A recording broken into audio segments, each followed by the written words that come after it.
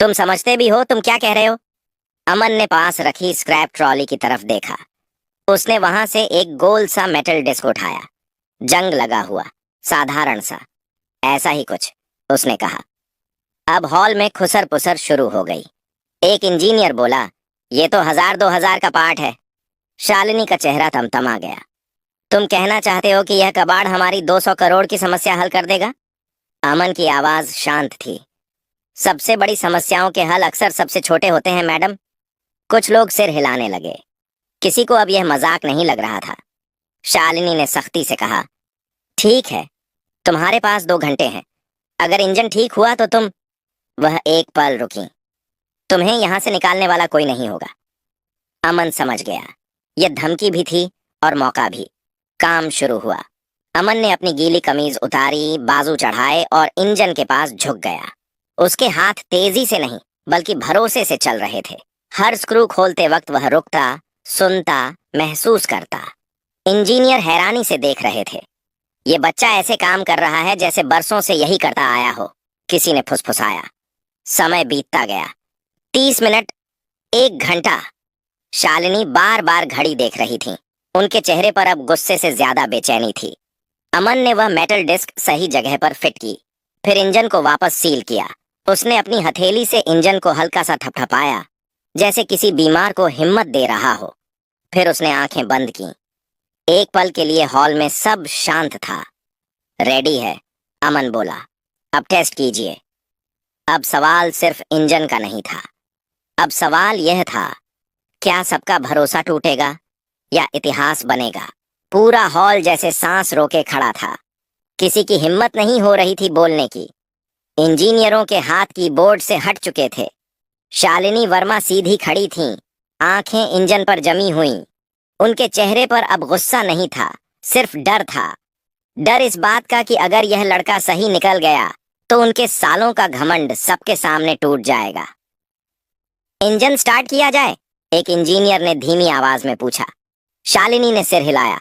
Button दबाया गया। Engine चालू हुआ। पहले की तरह तेज बिखरी हुई आवाज नहीं थी। इस बार ध्वनि गहरी थी, स्थिर, जैसे किसी की धड़कन अचानक सही लय में आ गई हो। 1 मिनट बीता, 2 मिनट। स्क्रीन पर ग्राफ स्थिर थे। तापमान नॉर्मल, वाइब्रेशन कंट्रोल में। 5 मिनट। कुछ इंजीनियरों ने अनजाने में एक दूसरे की तरफ देखा। उनकी आंखों में सवाल था, क्या सच में? 10 मिनट। अब तक इंजन हर बार बंद हो जाया करता था, लेकिन इस बार वह लगातार चल रहा था। न कोई लाल लाइट, न चेतावनी। शालिनी की उंगलियां अनजाने में मुट्ठी बन गईं। 15 मिनट। हॉल में किसी ने धीमी आवाज में कहा, ये तो रिकॉर्ड से आगे निकल गया। अमन चुपचाप खड़ा था। उसकी नजर स्क्रीन पर नहीं, इंजन पर थी। वह सिर्फ सुन रहा था। उसकी आंखें बंद थीं, जैसे किसी पुराने दोस्त की आवाज पहचान रहा हो। 20 मिनट। अब इंजन की आवाज और भी स्मूथ हो गई थी, जैसे उसे खुद भी राहत मिली हो।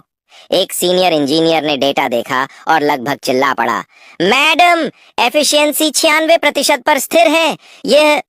ये तो पहले से बेहतर चल रहा है। पूरा हॉल अचानक शोर से भर गया।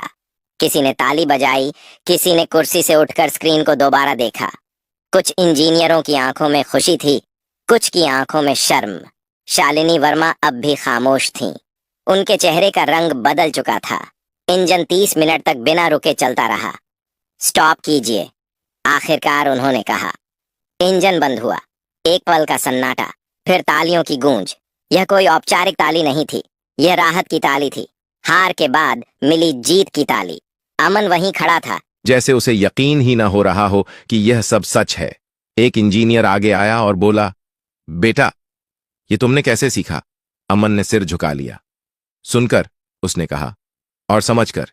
शालिनी ने गहरी सांस ली। सबकी नजरें अब उन्हीं पर थीं। उन्होंने अमन की तरफ देखा। पहली बार उनकी आवाज में कठोरता नहीं थी। तुम्हारा नाम क्या है? अमन, वह बोला। वह पल सिर्फ एक इंजन के ठीक होने का नहीं था। वह पल एक बच्चे के कूड़े से उठकर इतिहास लिखने का था। लेकिन कहानी अभी खत्म नहीं हुई थी। असली बदलाव तो अब शुरू होने वाला